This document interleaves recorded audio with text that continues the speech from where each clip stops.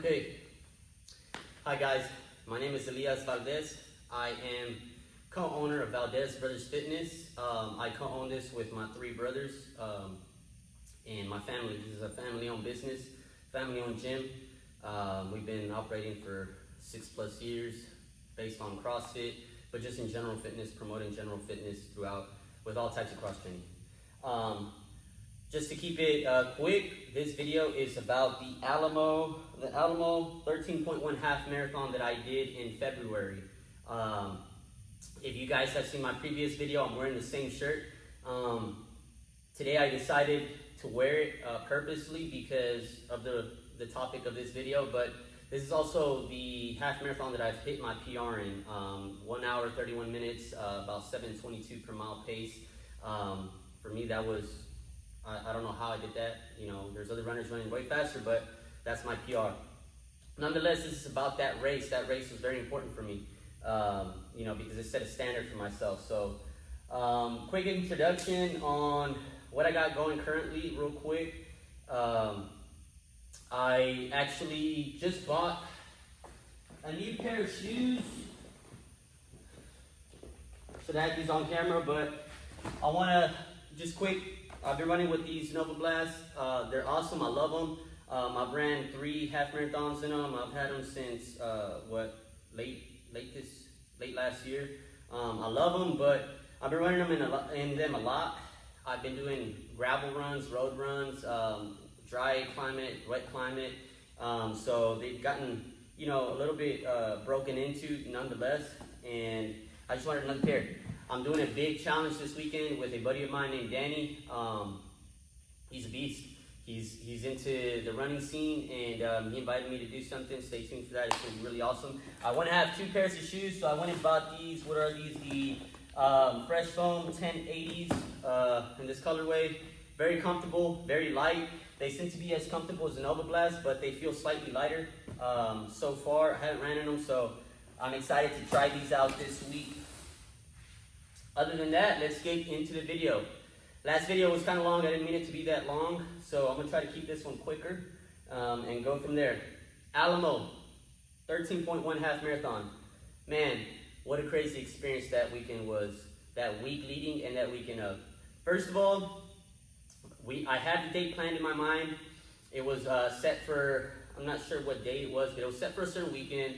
I had a big busy weekend prior to that because my wife and I, we share a party rental business. We do event planning on weekends, and that weekend, the weekend that I thought was prior, I was doing a big event. Long story short, my buddy Mario, the one that invited me to that run, calls me and he's like, "Are you ready?" And I'm over here outside, I'm cleaning a bounce house, I'm getting ready for the events, and he's like, "Are you ready for tomorrow?" I'm like, "What do you mean ready for tomorrow?" He's like, "Yeah, bro." He's like, "I'm already on my way." And I'm like, "On your way where?" He said, to San Antonio for the run. And I was like, "Don't tell me it's this weekend." He said, "Yeah, bro, it's tomorrow. Don't tell me you forgot." I forgot. So you can imagine, I had to finish what I was doing, get the stuff prepped, organize plans with my wife, who's going to, you know, turn in the events, this and that. We got to get ready, get all 4 kids ready. We got to leave tomorrow for the race. So I had to leave the night before the run. I'm trying to remember, I just finished working out, but I left at nighttime with my family. We got everything ready, we got situated, and we're like, let's go. Let's go to San Antonio. I got to get this run in. I'll get it done. We'll come back the day later. And so we're leaving. We're on I-10 heading towards San Antonio. Everything is going well. We're about 40 minutes into, almost an hour into the trip. And I start feeling my Suburban. It's an older model, it's a 2002. I start feeling it kind of getting bumpy. And all of a sudden I start hearing like a really noise on it. And I knew something was wrong. I told my wife, I need to stop at the next gas station. I need to check what's going on.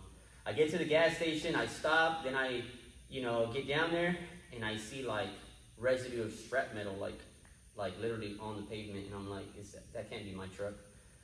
Basically, I get in there, the wheel bearing was shattered. I mean, shattered. I'll put a video or a picture on there. It was shattered. No way I could drive that truck to San Antonio. Luckily, I have one of my cousins that he does mechanic work on those LS engines. He told me he could take care of it. He could go out there with his flat trailer, take it.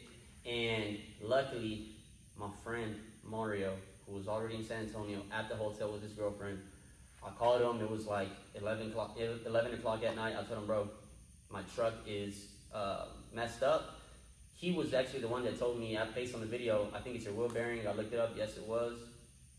And I told him, bro, I need you to come get me. I'm out here with my family. It's either that or I tell my cousin to come pick me up and take me back home right now. He's like, I'm on my way. You know, he came through. Mario took off. Middle of the night, he was probably at least an hour away from where I was, and came, picked me up at this gas station on the side of the freeway, and saved the night. You know, he knows how I feel about that. I'm not going to go too deep into it, but man, you know, thinking back at it, you know, I'm driving there with my family. 1 second. Just to do a run. And so yeah, I'm driving with my family to do a run. Truck breaks down, friend comes through. We get to the hotel.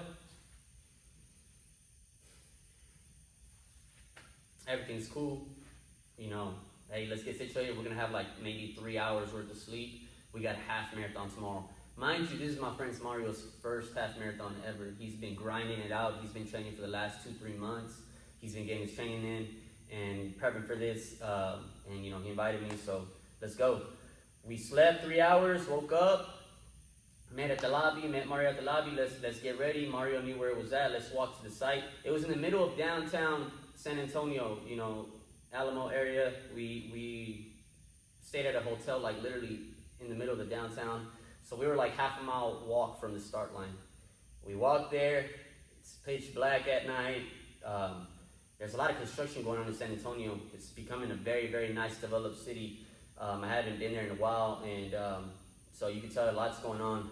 We get towards the streets where the race is starting, and I kid you not, I've never been somewhere with that many people around me, like, you know, just walking around me. I think, you know, the race was, like 3,000 people, and I know that there's races that have way more than that, but that to me felt so claustrophobic. I had never seen that many people in one place, and it was just jam-packed. So we're there, we're getting ready, we have our bibs, we have everything ready, and they tell us, okay, regular runners, you know, entry-level runners, you're starting on this street, on this wave. It's like a whole big street, so there was probably like at least 1,000 people just lining up on that one, and they said runners with, you know, racing paces go on this gate, and it was another, you know, set of 1,000 people or so. I luckily was able to try to squirm my way through, and the lady was like, just jump over the gate, and I jumped over the gate. I was able to get a slot within like the first 100 people in the front. So that was my first time ever, out of all the marathons that I've done, being able to start on time. I've always been there late, don't ask me why, but that was the first time I started on time in the front. Good start. We started off, they do the national anthem, gun goes off, bam, let's go. Running straight through downtown San Antonio. I've never been there, so don't ask me to describe what streets, what corners, whatever. I just know it's downtown San Antonio we're running through. Right away, I noticed this guy give me a quick look while I'm running. I'm trying to skip through people. I always try to skip through, you know, runners that I know are not my pace, and just try to find an opening and stick to my opening, and then from there, I'll see who passes me up, I'll see who I pass up, and I'll see who I should be pacing on, and figure out what group of people are going to be at my pace so that I can, you know, start steadily moving. Not starting too fast, not too slow. I noticed this one young guy, mid-20s, gives me a quick glance while I'm running, and he's doing the exact same thing I'm doing. He's trying to pass people, I'm trying to pass people. We're kind of, you know, skipping in front of each other and behind each other, just going. I'm going through. Right away, I noticed the pace is hot. I'm talking about everybody has their own game plan. You can tell everybody's just locked in. Some people are passing me up. Some people I'm passing up. Some people pass me up, and then I pass them up within 400 meters, but they're keeping up. It was just, the first like 2-3 miles were so, I don't know, like methodical. I don't know if that's even the word, but it was trying to find our pace. I knew I was running hot, but I said, you know what? It was nice weather. It was kind of humid. It was cloudy. It was not sunny, so it was February. It was warm enough for me to have my shirt off and not feel cold at all. It was great weather to run in. So I'm running and I'm fine. I'm like, you know what? I'm sticking to this pace. Mile 4 comes through. Same 3 or 4 people that I'm noticing running at my pace. The same guy that I noticed at the beginning catches up to me. He started running in front of me for about maybe 3/4 of a mile, and I'm keeping pace with him. I noticed that he's there, and I'm like, all right, you know, I've never really paced it off someone that much, you know, consistently early on in the race, and it gave me like a good win, so I'm behind him. We finally get out of the city after like mile 4. We're starting to enter the suburbs. We start entering this like underpass where it goes down a big, you know, drop, and then it goes through a park, and then it goes back into like some suburb areas, some neighborhood parks. On that drop, right away, I love hills, so I'm getting tired, but I hit that part where the drop happens, and I go full speed. I'm talking about full speed, you know, it was like 100 meter, you know, 50 meter down, 50 meters up, but that downhill, I dang near sprinted it. I passed up like maybe 6 people that were running in front of me for the last 4 miles in that one, and they were struggling going down and going up. But that wind that I got going down that hill really propelled me. We're going into the suburbs. I'm starting to feel a cramp kicking in. We're probably like at mile 6 by this point.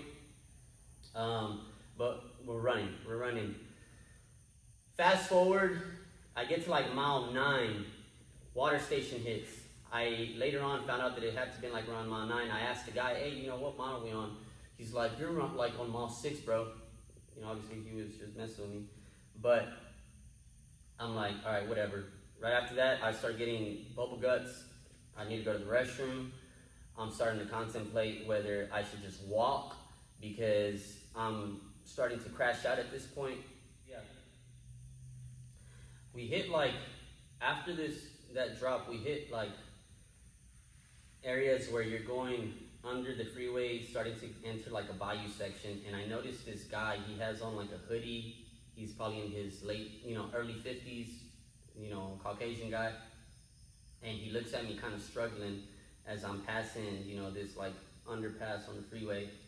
And he looks at me, you know, and he's encouraging the guys right in front of me. And he looks at me, he's like, come on, let's keep going. You know what to do. Keep that pace up. He gave me such a high school coach vibe, such a, just, you know, an aware, mature vibe when he told me that. So when he told me that, I kind of locked in. I kept my pace going. And that, you know, was kind of critical. Then we hit this area where it's a neighborhood park, and there's this guy, he's a volunteer, he's like a Hispanic older guy, and he's riding a bike, and he's just kind of cruising, you know, alongside the runners, and he's looking at me, you know, he's looking at me while I'm running. He's like, come on, let's go, this and that. So I'm like, cool, you know, he kind of gave me a word of advice, not a word of advice, but he, you know, kind of, his vibe, you know, I try to take anything I can when I'm racing to give me a boost or to give me a morale jump. And in those 2 points of the run, you know, those guys in the middle of the run were, you know, their little words helped me. Then we start entering, what was it?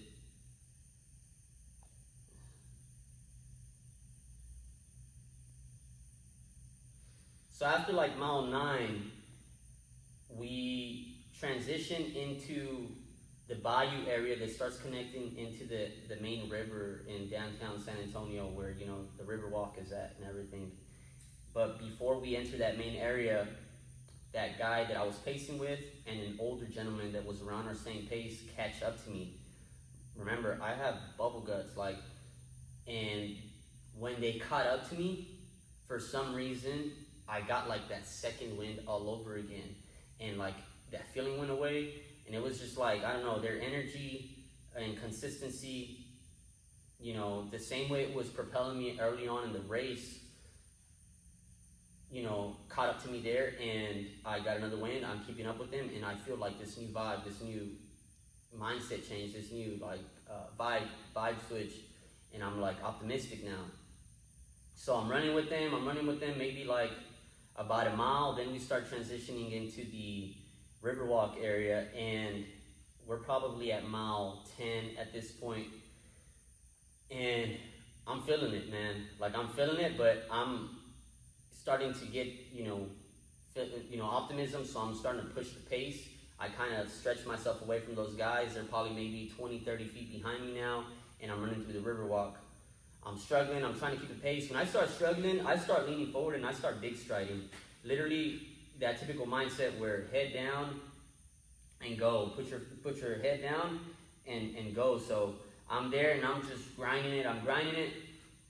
And man, I'm going through all types of emotions, just like, trying to realize that, man, I'm already towards the end of this run. I went through so much ups and downs in this run, but I'm almost at the end, and I'm just starting to feel, that sensation of gratitude, but I'm struggling. I am struggling. And all of a sudden, I start getting these voices, this heat in my body, and the first voice I hear is my dad, like the way he typically tells me, let's go, son. I start hearing my mom say the phrases of what she usually tells me when I compete. My brothers, my wife, I start hearing my wife, let's go, Elias, I start hearing my kids, I can hear everyone who's important to me. For some reason, it's like one by one, I'm hearing all their voices encouraging me in my head. And I'm not gonna lie, I start getting so emotional, but I'm running and I feel this sensation, wanting to come out of me. So I start coughing, man. I'm coughing because I'm trying to breathe. I'm trying not to let that emotion get to me, because you can't run like that when you're that tired. And I know these guys are hearing me, and I'm just sort of like, I'm breathing hard, I'm coughing. I can't tell if I'm coughing in a way where you can tell that I'm about to get, start tearing up or start to cry, whatever. But I was able to contain it for like the whole 3 minutes that it was hitting me. And then I get we're starting to get near the finish line. I know at this point I'm almost there, because I see that same Hispanic guy that was riding the bike. He's there, catches up to us on the bike, and he looks at me. He's like, dude, come on. You're like a mile away. He said something like, you're a mile away. You're almost at the finish line. He literally told me where I was at in the race. And when he told me that, it, gave me that last push to just not stop. And that one guy, the young guy that from the beginning kept on keeping the pace with me, at that point he finally, passes me up, and I didn't hear it. I was just grateful to him. The guy, I ended up shaking his hand after the race, but I was just grateful to him that he was able to run with me and keep me accountable. He did what he had to do. He took off. He probably finished like 45 seconds before me. I finally get towards the end, and I finish. Biggest race I've done to date. Hardest run I've done to date. I've never gotten that emotional in a run. I've never hit so many walls in a run. But I went right away to check my time, and I see 1 hour and 36 minutes, and I was just like, no way. The half marathon I had just done a month prior to that was an hour and 45 minutes. So I PR'd by 9 minutes. I was blown away, but then it's all started to make sense with how the run started, the pacing that I had help with, the course with the amount of hills that it had, and just the grit that I had to tap into to make that race happen. And yeah, it was an awesome run. Very well organized, very cool course, very cool route, lots of people, lots of energy. I'm definitely doing that run again. I'm so grateful to Mario for inviting me to it. I'm so proud of him for doing his first half marathon. It didn't go as expected for him, but he learned a lot. He learned a lot from that run. It was his introduction to that type of environment where you really push yourself to the max. I mean, like I told him before, he trained more than I've ever trained for a run.